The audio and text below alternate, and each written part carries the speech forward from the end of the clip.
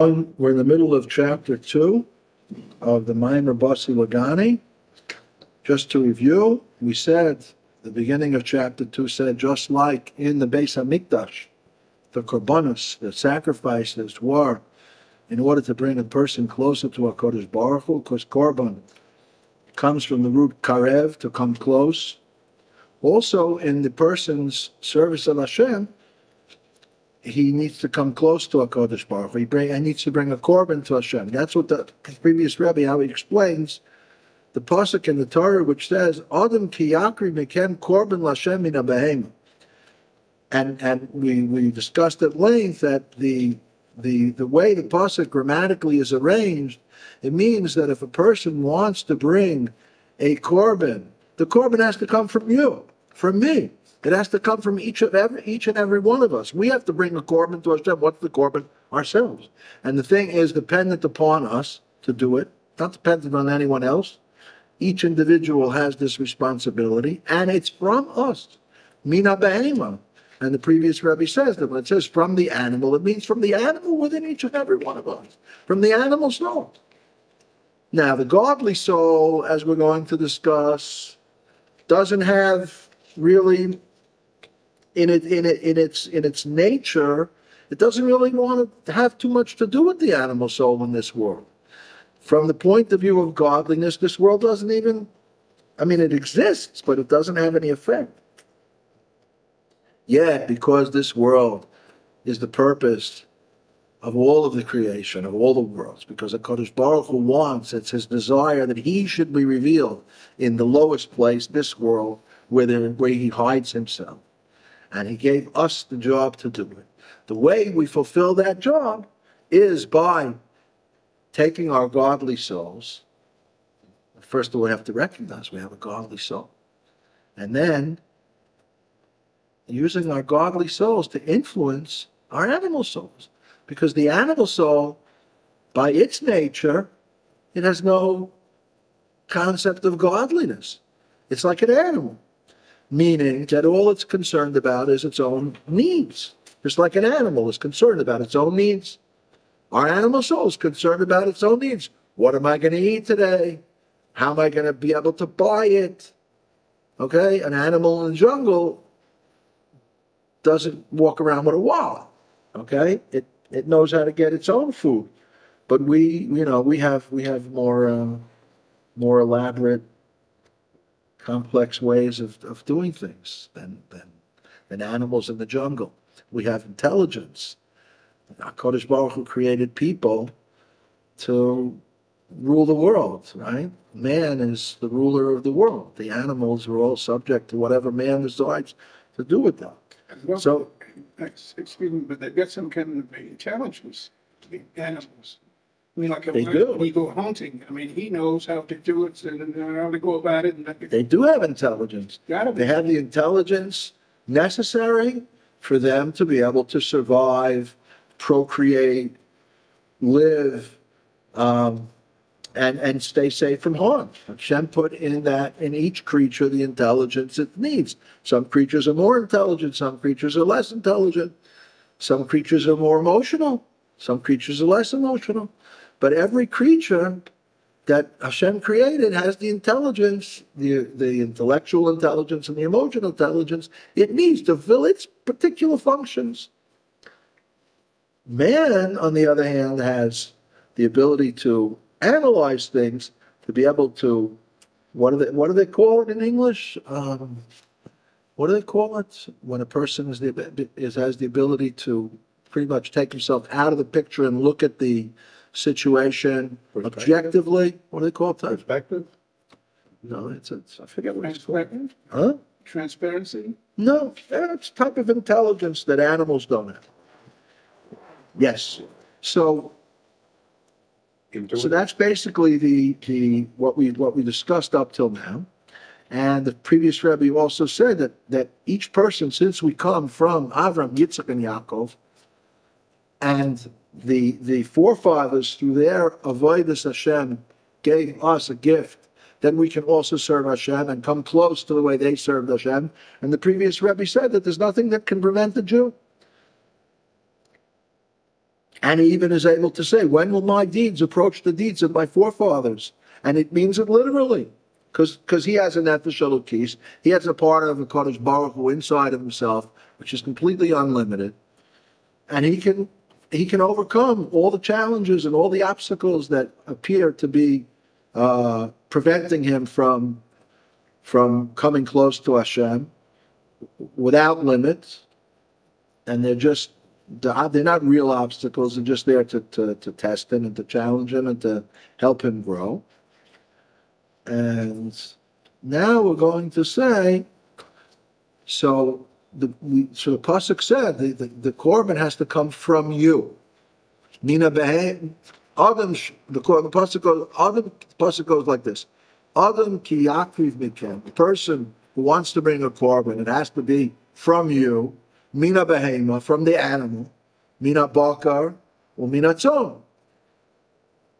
It has to be from the animal, from the cattle, and from the sheep.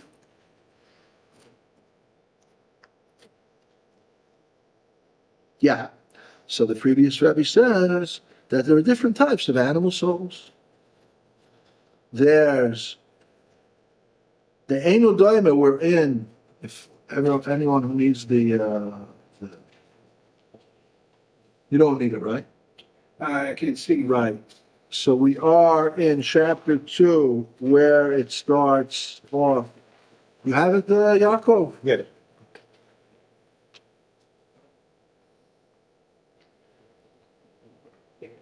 Yeah, we're in the middle of the second page, where it says, one man has to sacrifice an animal nature that is gross as a goring ox. You see that? Yep. That's where we are. Because there are different types of nefesh bahamis. Einu doime oifnei habirurim dekol echa ve'echa. And the way one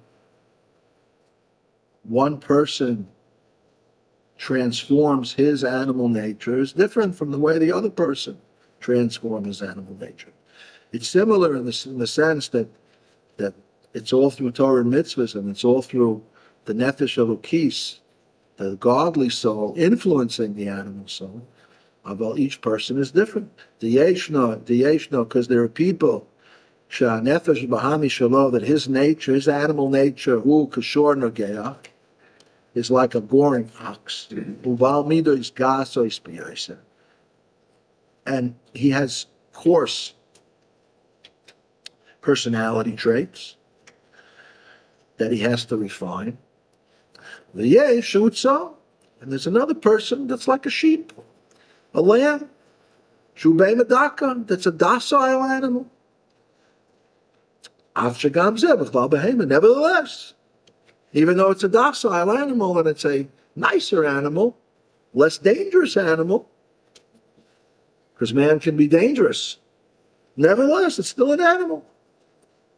So a person who has was born with more of a refined nature, more of a docile nature, and there are people like that. He still has avodah to do. His avodah, though, will perhaps be easier. On the other hand, as we're going to see soon, that the idea is to convert the powers of the animal soul, that the animal soul also should serve HaKadosh Baruch Hu. So obviously, you can get a lot more effective power out of an ox than you can get out of a lamb. So a person who has a nature of a lamb, maybe it'll be easier to refine his animal nature, that it should want to serve HaKadosh Baruch Hu. Nevertheless, it appears that the power that his animal soul has will be less powerful than the animal soul of a person who's a real an ox. You know, people like that. And I heard one time from one of the Rosh Yeshiva, he said that he likes the students, the best students are those who are the wildest. Because he said, once you get them, their whole wildness becomes a wildness for Torah and mitzvahs. Like we see in this week's parsha when Yaakov meets Esav, And he says, in Lavan Garti, right? I lived with Lavan. So Rashi says over there, V'kol tayag mitzvahs shamati. But I kept all the mitzvahs. Even though I lived with the evil, sly, conniving Lavan, who was a evil person and tried to influence me in an evil way. Nevertheless, I didn't let him influence me.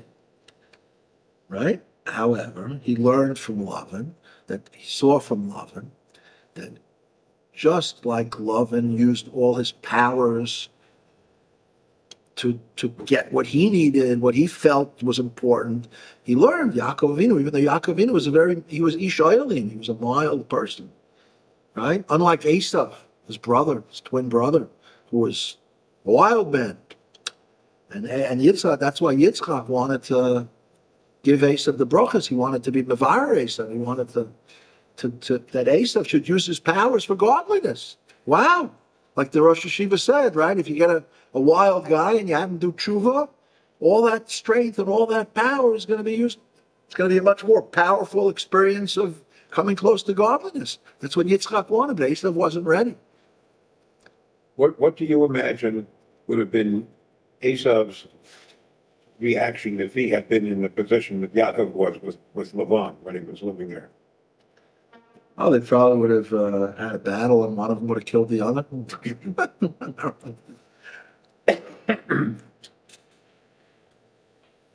Like it's the Middle East,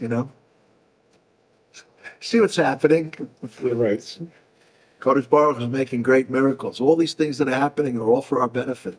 Even though we can't always see the benefit in it at the moment.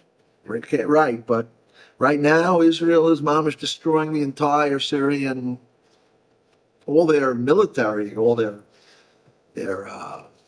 military institutions, all their hardware, yeah. And they're doing it with the blessing of the supporting nations. Right. Russia already says, go ahead. And the United Nations says, okay. Right. And these guys, these rebels that took over, even though they hate us, they also hate Hezbollah.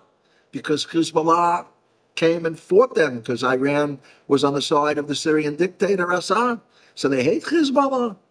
And now they hate Iraq. And they hate Iran. Yeah, but wait until when this whole thing is over, they're going to start hitting Hitting who? us. Mashiach That's being what we're revealed. destroying. This is the part of the end of days, the revelation of Mashiach. Hashem is doing amazing things. That's why we're destroying their strategic military. Right. Like, what are they going to? Yeah. Right. Anyway, so so Yitzchak wanted to be Mevar Esav. He wanted that Esav should use all his powers to serve Hashem. But Rivka understood Esav is not ready. In the end of days, so the Jewish people, Yaakov has to do the avodas habirurim to redeem all the sparks of holiness that fell in the world and to use them for service of Hashem. And then when Mashiach comes, the Goyim also will come close to Hashem, and they'll also want to serve Hashem. They have a lot of power. They'll use that power to serve Hashem. Right? And it says, like it says in the Navi, right? Nations will learn war no more. Right? Man will beat his arms into plowshares. Right? And it'll be a family. The world will run like it was initially set up to run. It was initially set up to run, right? That there should be a family. And just like in a family, so the way it should be in a family is everyone respects each other. Everyone has love for each other. And if someone can't do what another person can do, everyone knows that they have a different job, like in an army or in a symphony, in a orchestra, right? There's all different positions. There's the conductor of the orchestra, and then there's the players in the orchestra, and there's all different types of players, and everyone needs to work together. That's the goal, right? That's the vision. That's the vision of Mashiach. That the whole world will serve Hashem, and the Jewish people will be the orchestrators, will be the conductors, will be teaching all of the entire world Torah and mitzvahs, what's shaykh for them, what's what's appropriate for them to serve Hashem. We're supposed to do it even now. But there's still some resistance. But when Mashiach is revealed, there won't be any resistance to it. The world will want to come close to Hashem. And they'll come to the Jews and say, how? How will we do it? We'll teach them how to do it. And they'll bring Kabbalah in the base of Mikdash, just like they did in the time of Shlomo Melech. So but Yaakov said, right? And I didn't learn from his bad deeds. But he did learn from Lavan that you have to put all your kohot into what you're doing. It's like Lavan put all his kohot into what he did. In a bad way, Yaakov started to put all his kohot into what he did. That he did learn from Lavan. So that Pirush Mayanot Shel Torah, Wellsprings of Torah. I don't remember the name of who. So a person shouldn't be dejected if his particular nature is coarser than another person's nature. If his animal soul is coarser, it means he has more power that he can use in the service of Hashem. And on the other hand, the person who has a more refined nature, so he has an easier task, and he should go with that task, and he should also use all his powers of his animal soul to serve Hashem.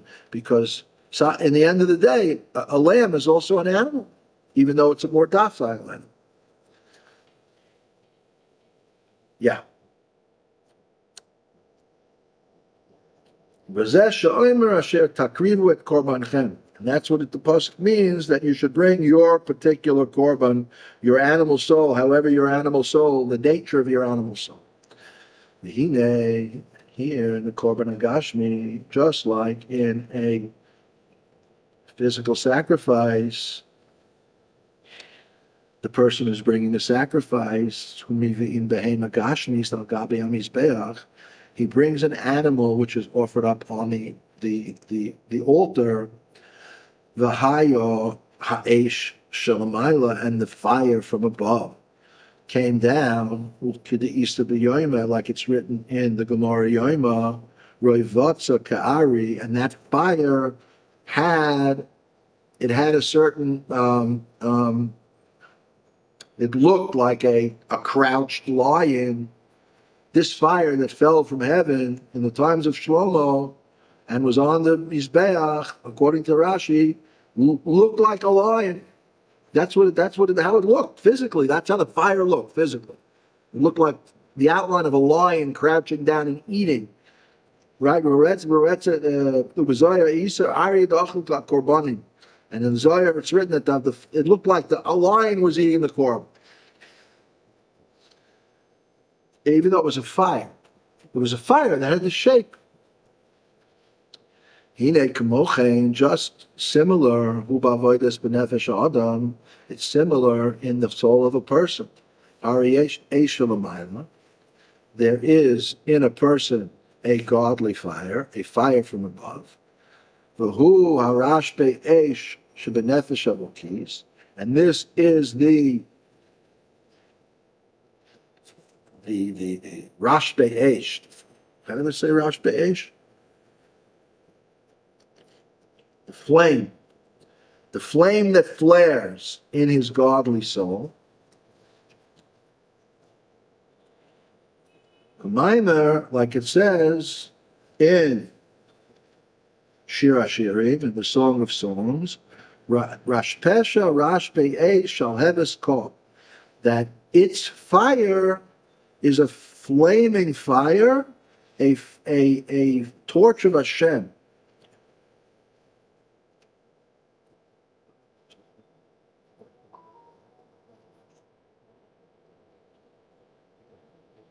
We learned the Maamar Rabbi, when we discussed at length that even though the world was created from the level of Tohu, from a higher level than Tikkun, where the neshamas of the Jews first become revealed. They exist beforehand, but they're not in a revealed state. In every world, they're in every world, and they come down through the worlds. just like the Yud Siros, the 10 divine utterances first become revealed in Olam Atzilus, the Neshama also becomes revealed in Olam Atzilus. And Olam Atzilus is below in level Olam Tohu, which is higher than Olam Atzilus, the world of chaos they call it, because they're the 10 Siros shattered from the power of the revelation of HaKadosh Baruch Hu. The vessels weren't able to contain the revelation, and those sparks from the shattering became the physical world. They came into the physical world, and it became the source of the souls of the nations of the world and the animal kingdom and everything in the world. So therefore the world comes actually from a higher level. And that's why the previous Rebbe said in that Maamar, that you see in that Maamar, that animals have more power than human beings. Right? They have better vision, they have better smell, they have better sense of taste, they have more power, they're faster. They come from this higher world. Nevertheless, they fell. They fell down. And the godly sparks inside them are concealed within them. They don't feel, they don't sense the godliness. But the soul, which is a part of HaKadosh Baruch Hu, which comes down through the world's sense of godliness. And therefore the godly soul has this mission to elevate the entire world to godliness. And the way it elevates the entire world is through Torah and mitzvahs. And also it has to elevate its own animal soul. That's what the Maamar is talking about, that this godly soul, this godly light, right? Just like in the Basi Mikdash, there was a godly light that came down in the form of a fire and in the form of a lion that crouched and licked up the korban, right? There also had to be a fire brought from man. Yeah, there also had to be a fire brought from below. So that fire from above is likened to the godly soul, and that fire from below is the animal soul, which has a big fire in it. It's just that fire needs to be revealed in a way that the power of the ox is transformed to do good things and not to gore. Right? If you take an ox, you can train the ox. You put a yoke on the ox, and the ox goes according to the yoke, and it goes, and it does. And it says, Rav Koyach Betvuna Shor. There's a lot of power in the strength of the ox. There's a lot of you can get a lot of revenue. Rav Tvot, you can get a lot of grain from the power of the ox.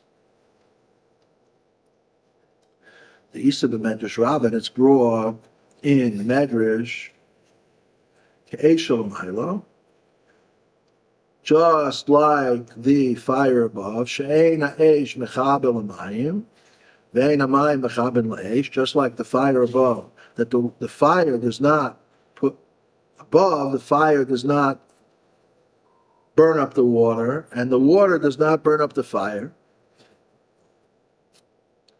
V'hainu she'v'teva ha'nefesh elokis ha'ari yesh bo rash be'esh ha'avel elokos u'b'dugmas esh l'mayla she'ein ha'mayim mechabin oseh.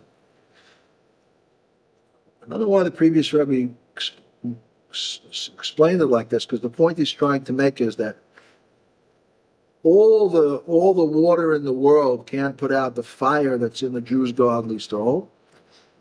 V'hamayim and mayim rabim, it's called great water. Like we explained in the Maamar of Mayim Rabin, that the great waters, that the efforts that a person has to make in making a living, and in a lot of confusing things that he's involved in this world, and they take him off the path of serving HaKadosh Baruch Hu with Torah and Avodah. Nevertheless, this great water, which is like a river, a flowing river, cannot put out the fire of the godly soul.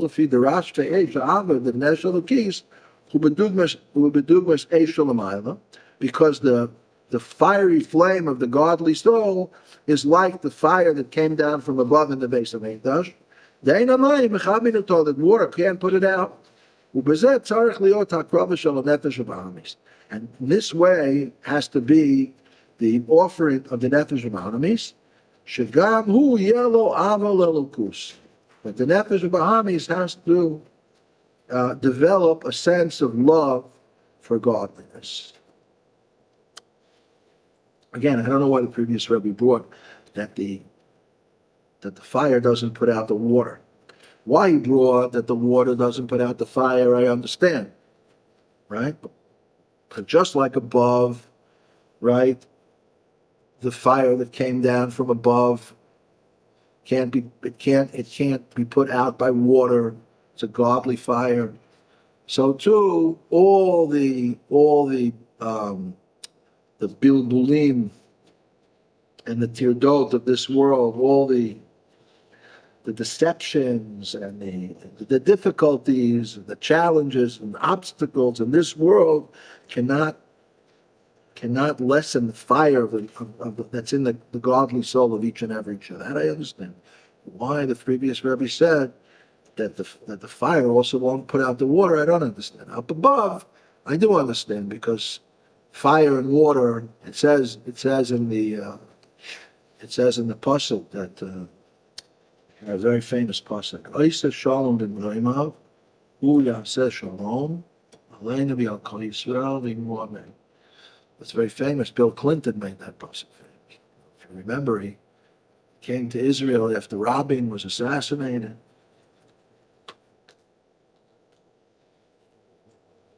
And since he believed that Rabbi was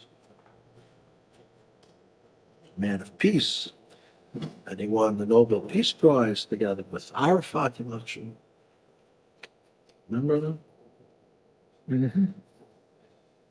So he said, Bill Clinton quoted this pasuk at his funeral. Oisa shalom. The way he pronounced it was very interesting. You probably can look it up and see, get a good laugh.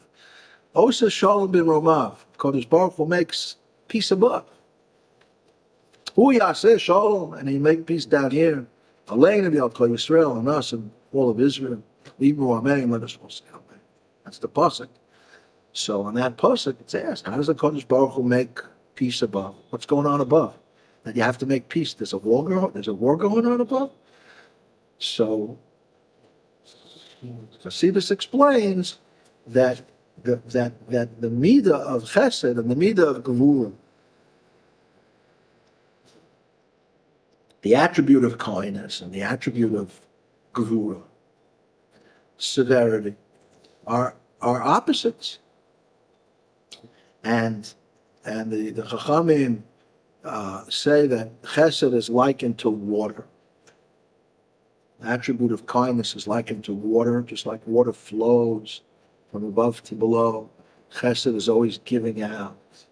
And the attribute of severity is like fire, right? Just like fire goes from below to above, so too does the attribute of gevura always wants to draw up, go upwards, the holy attribute of gevura. So they're opposites. So there's the Malach Michael. Yeah, he's the angel called the angel of Michael. He's the angel of Chesed. And there's the Malach Gavriel. There's the angel called Gavriel. He's the Malach of Gevura. And in their names is also expressed their characteristics. The servants of HaKadosh Baruch Hu. So they have a difference of opinion. Right? Chesed says one thing, Gevura says another thing. Right? Chesed says forgive, Gevura says punish. Right? Depending on the situation. Right? Gevura says justice, Chesed says mercy. But those two attributes have to coexist. Have to coexist. That's why the heavenly, the godly fire cannot be extinguished by the water. But in the same respect, the water is not changed by the fire. So they both are in balance. That's correct. Up above. Mm-hmm. But left to their own devices, how are they going to coexist? They're opposites. So how does the Kodesh Baruch Hu Osa Shalom Bimrama? How does he make peace above? he grants each of the attributes a recognition that just like I come from a Kodesh Baruch Hu, and a Kodesh Baruch Hu wants me, the other guy also comes from a Kodesh Baruch Hu, and a Kodesh Baruch Hu wants him. There's room for both of us. I have my purpose. He has his purpose. I'm gonna shine Chesed in an infinite manner, and he is gonna shine Gevurah in an infinite manner. But because a Kodesh Baruch Hu wants both of us, that recognition enables them to live in peace together, even though they're opposites. And that's what it means. Also, Shalom b'Maamar, how Kodesh Baruch Hu made Shalom above. This, by the way, is used many times in Sheva Brachos. It's a nice Torah to give in a Sheva Brachos, because men and women are also opposites. They have opposite natures. But just like Kodesh Baruch Hu makes peace between Shalom, between Chesed and Gvura, so when the husband and wife both recognize that they want the Shekhinah to be between them, right? It says if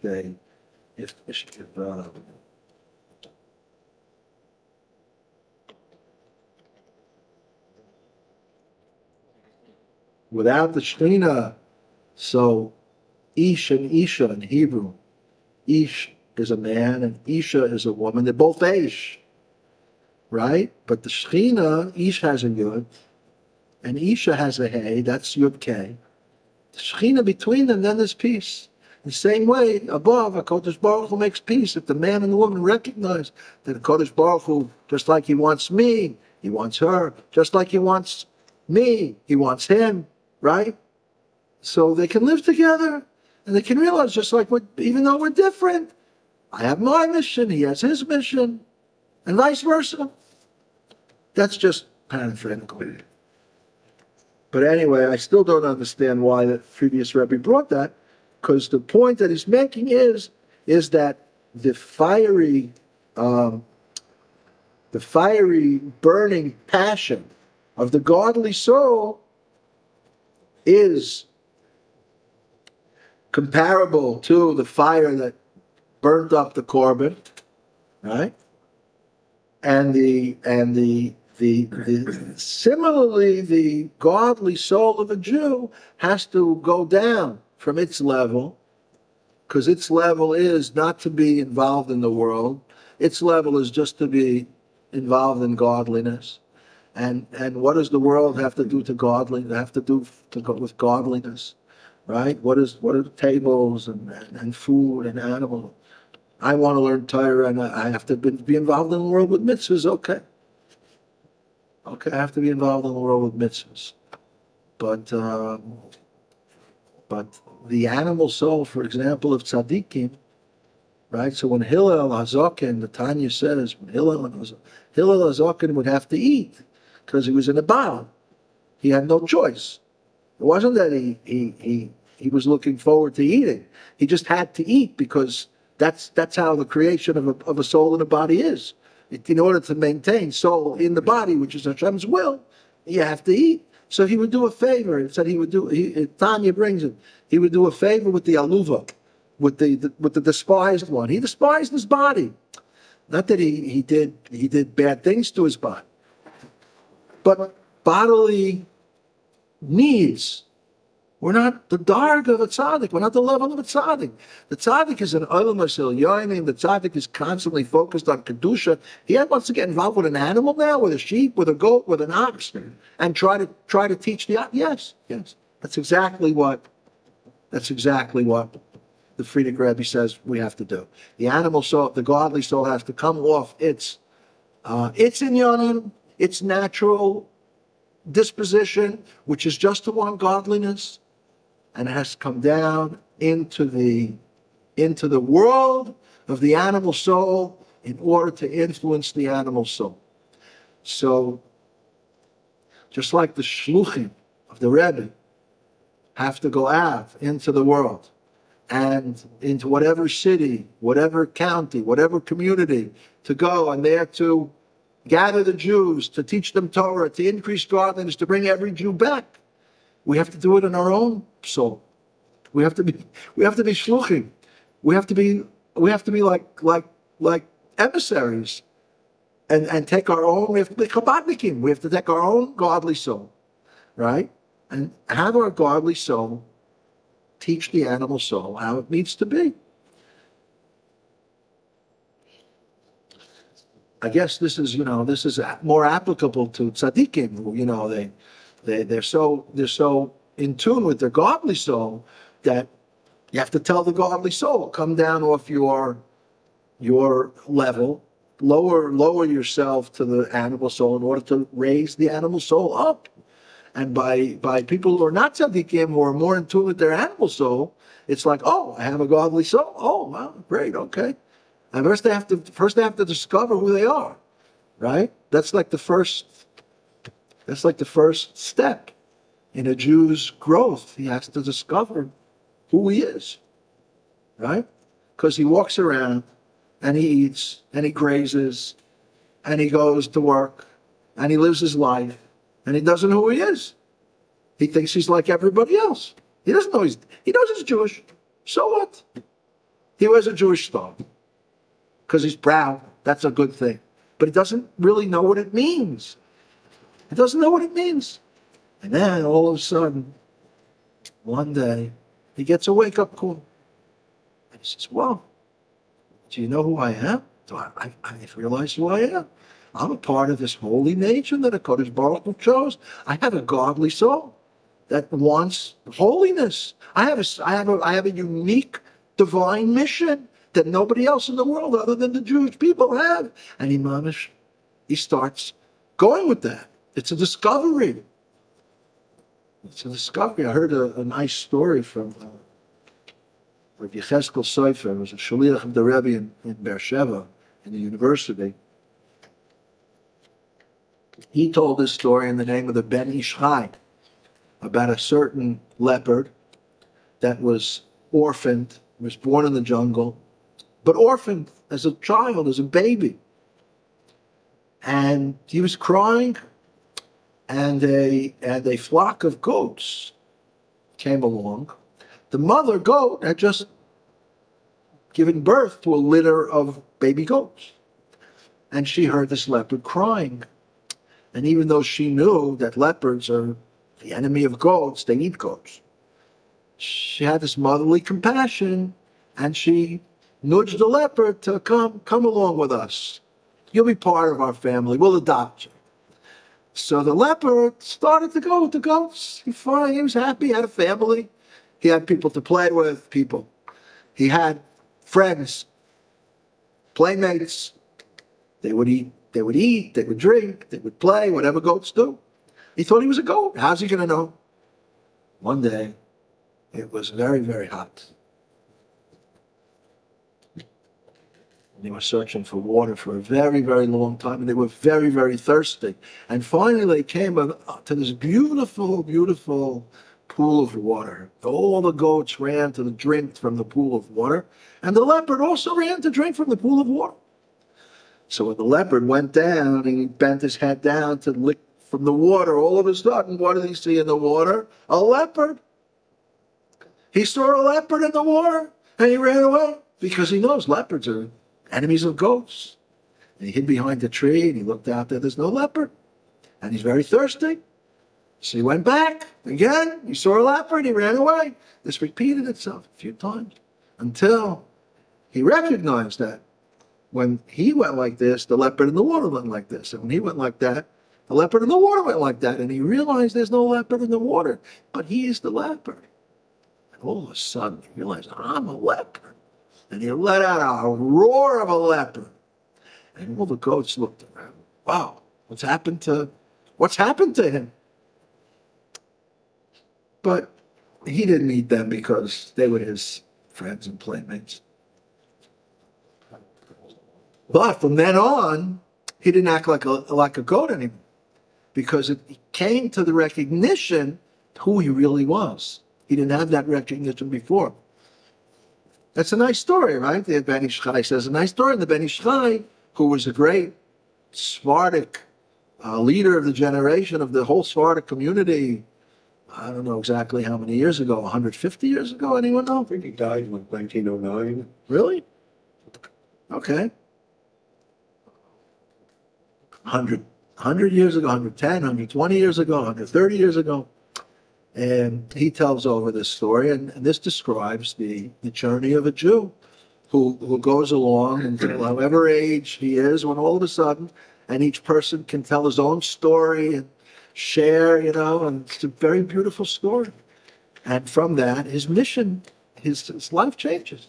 His life changes.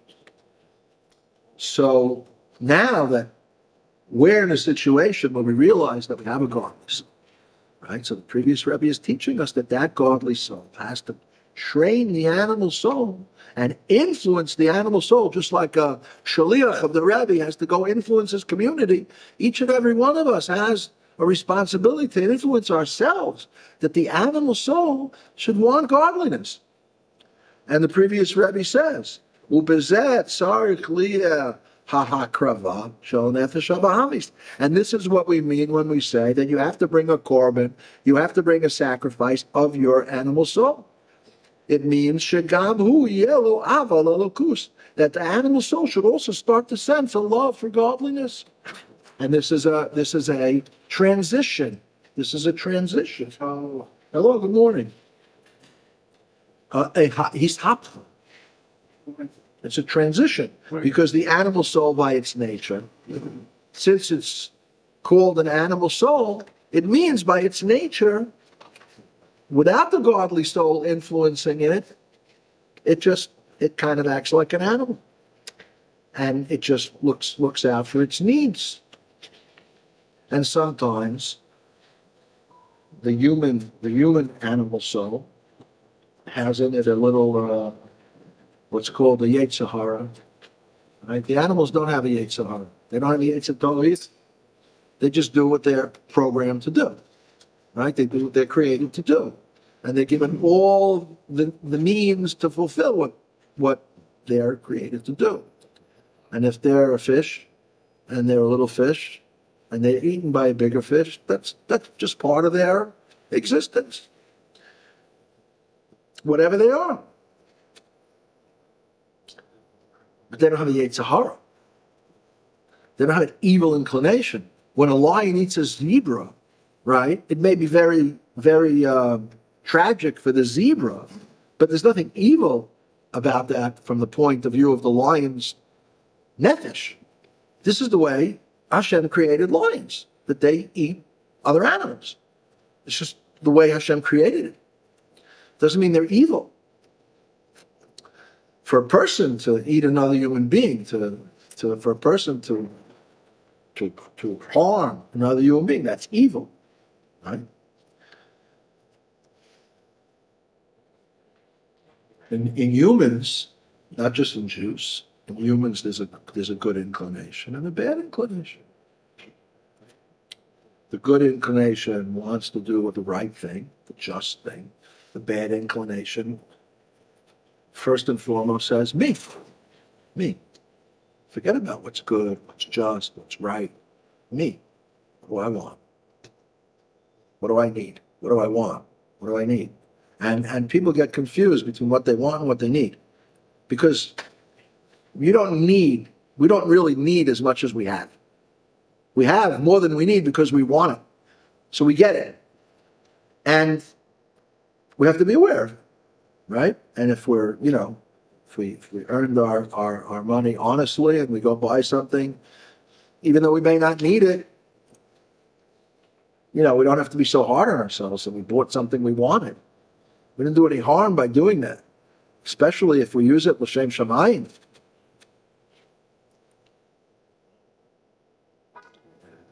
And when the Torah was saying, in the Pirkei Avos that what's the way of Torah? Eat bread with salt, and drink a measured amount of water, l'chaim. Austerity.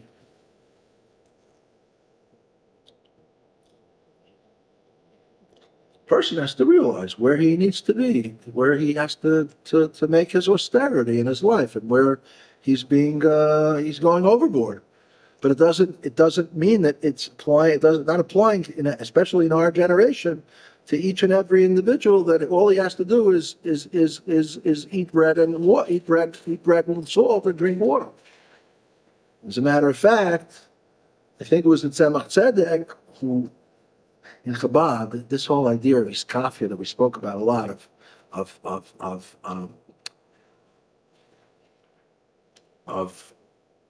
placing a yoke on your animal desires, iskafia,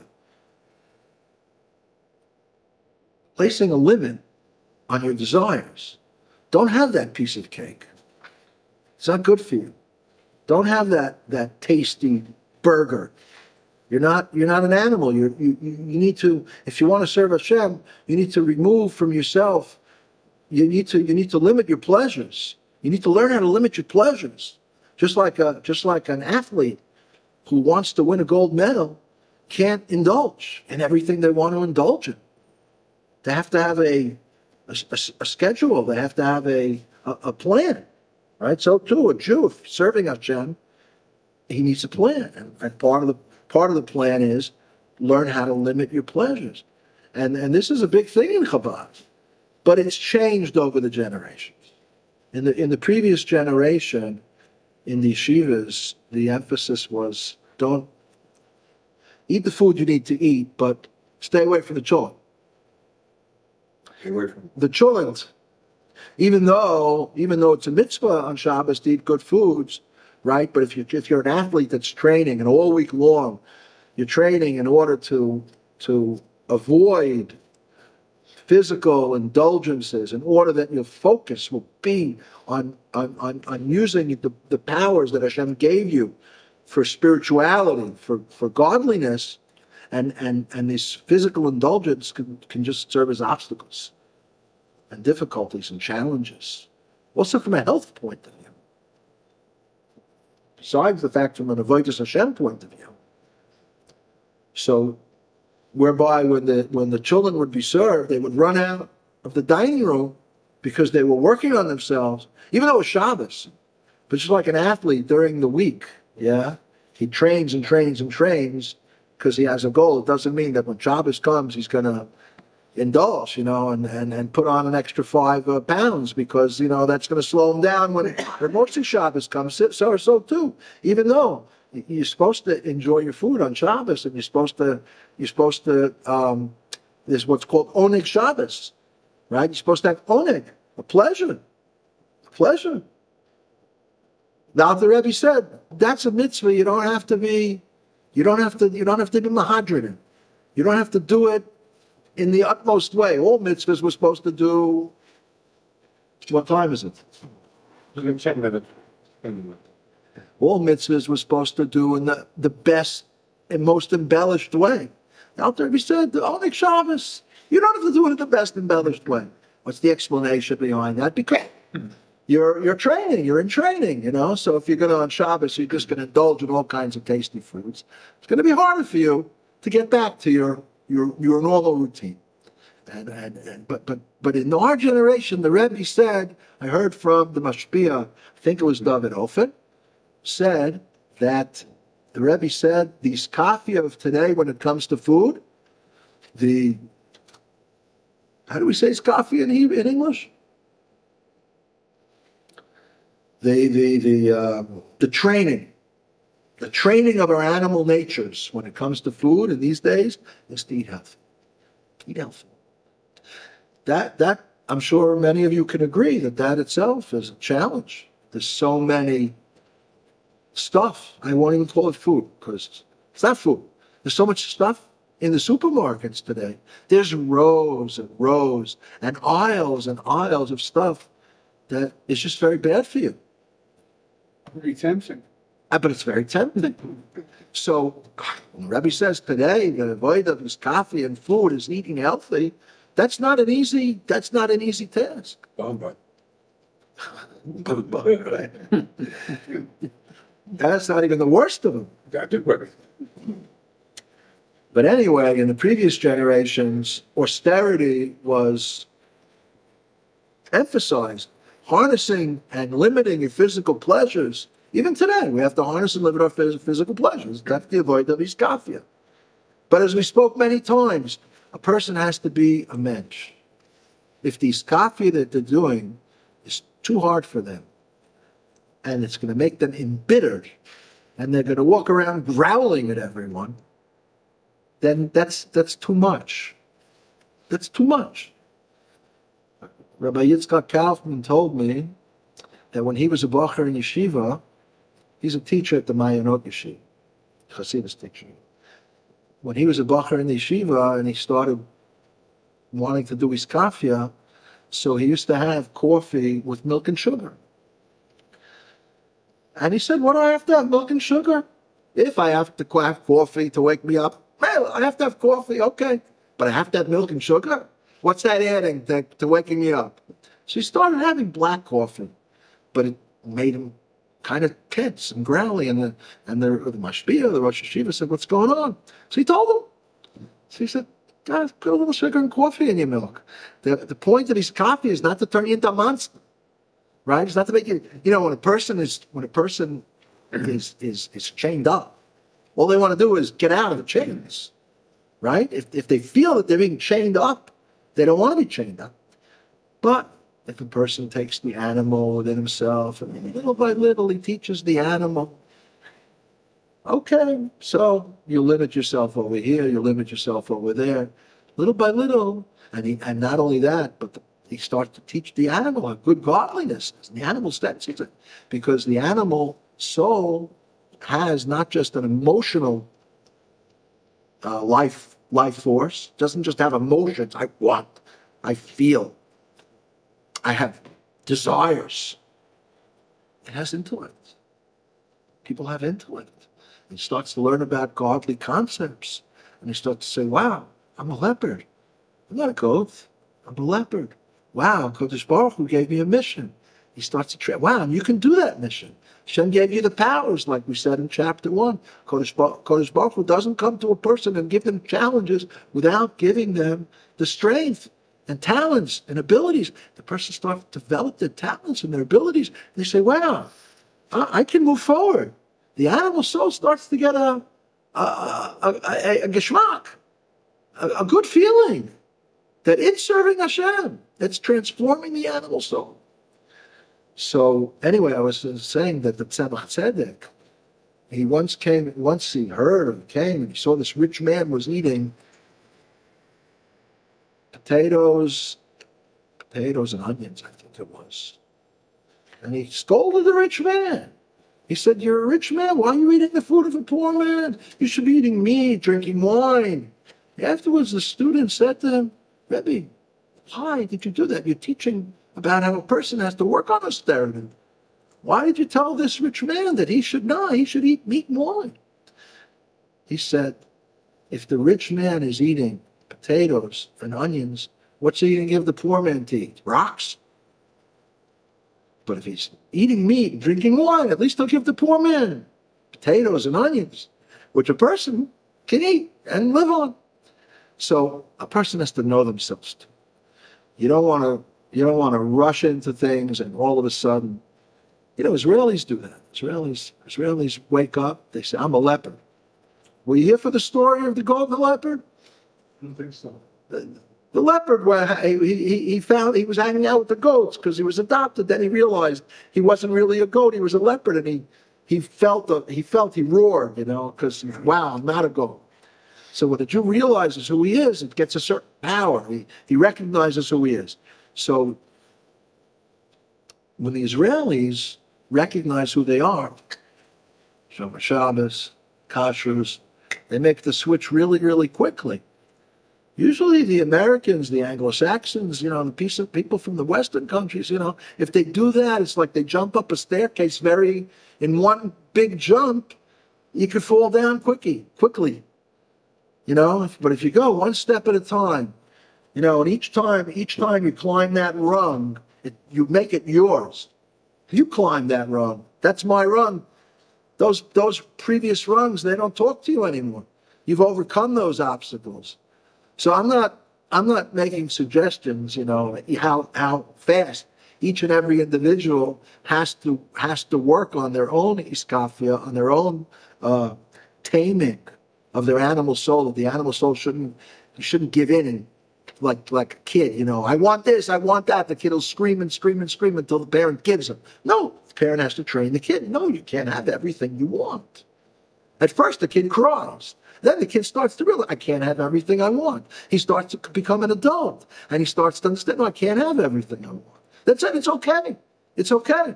If I have what I need, right? So it's fine. That's really all I want. We should train our animal soul that our wants should start to equal our needs. What do we really need? One time I heard from Rav Asholem Elakayin Shlita from Beitar Elite, from Brengen. He said that a person came by the Rebbe, and the Rebbe said, what about the donation to the Tamchei Tmimim, to the yeshiva? The guy said to the Rebbe, he said that right now there's a lack of money because the wife wanted to buy a chandelier. So the Rebbe said to the man, you wanted the chandelier. Don't blame it on your wife. You wanted the chandelier. So chandeliers are real nice, but at what cost? The person's got to be a master of cheshbonot, of reckoning, right? Always thinking, what's the right thing? What's the right thing? What does the Kodesh Baruch Hu want? Fine. Yeah, so let's continue.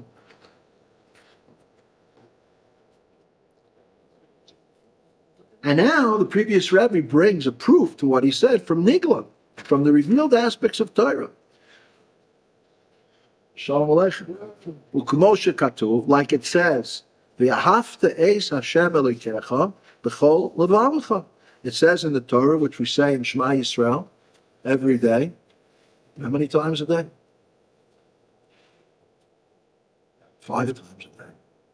I don't know if everybody says it 5 times a day, but if you do according to the Siddur, you say Shema Yisrael 5 times a day. You say it in the morning before davening, that whole pre-Birchas HaShachar, and then during davening, that's 2, and then during Shachris, that's 2, and then, on Shabbos, it's 5 times. Because when they take out the Torah, you say Shema Yisrael, and then in the Chazaras of Musaf, you say Shema Yisrael, and then in Mariv, you say Shema Yisrael, and then in Kriya Shema Alamita, you say Shema Yisrael. So it's 6 times. Well, anyway, the mitzvah is B'chol Bayu advarim eila asher noichi nitzav b'chayon al levecha v'shinantam levanecha v'dibarta mam b'shivtecha b'veisecha u'v'lechtecha b'derech v'shach b'chav k'mecha u'kshartam li ois al yadecha v'yud t'tuveish b'chanecha u'ksavtam amutzim v'eisecha b'shivtecha b'veisecha u'v'shach b'chav k'mecha. When you get up and when you lay down, the mitzvah is from the Torah in the morning, when you get up early before there's halachic hours, before the end of the 3rd halachic hour. You've heard of halachic hours? Yeah. Yeah? It's a daily hours divided by 12. Right. Exactly. Halachic hours you take from sunrise to sunset, and you divide it by 12. So in the winter, the halachic hours are shorter. And in the summer, the halachic hours are longer because the days are longer. And you have to say Shema Yisrael within 3 halachic hours from sunrise. That's when the mitzvah is. And at night, from the time the stars come out, which is about 25 minutes after sunset in Eretz Yisrael. 25 minutes? Yeah, approximately 25 minutes. 23 minutes maybe. You have to be an astronomer to be Jewish. So anyway, the previous Rabbi brings a proof that you have to influence your animal soul to have a desire, a feeling of love for godliness from a pasuk of the Torah. It says you have to love Hashem b'chol levavecha. Now, the word heart is libcha. The fact that the Torah writes it with 2 vav, 2 bases, 2 letters, levavecha. It's a kfilut. It's a Double. It's a doubling. Thank you. And the sages say, hello, Rabbi.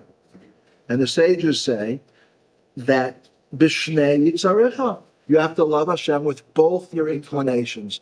That the reason the Torah says Levavacha means you have a good inclination and a bad inclination. So there's no great novelty to say you should love Hashem with your good inclination, with the Nefesh Elokis, but you have to love Hashem even with your bad inclination. The bad inclinations of the Nefesh of Bahamis.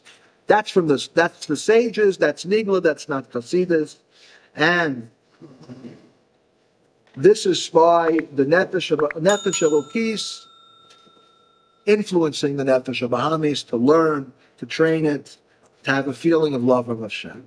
So, Bezrat Hashem, we'll see you next week.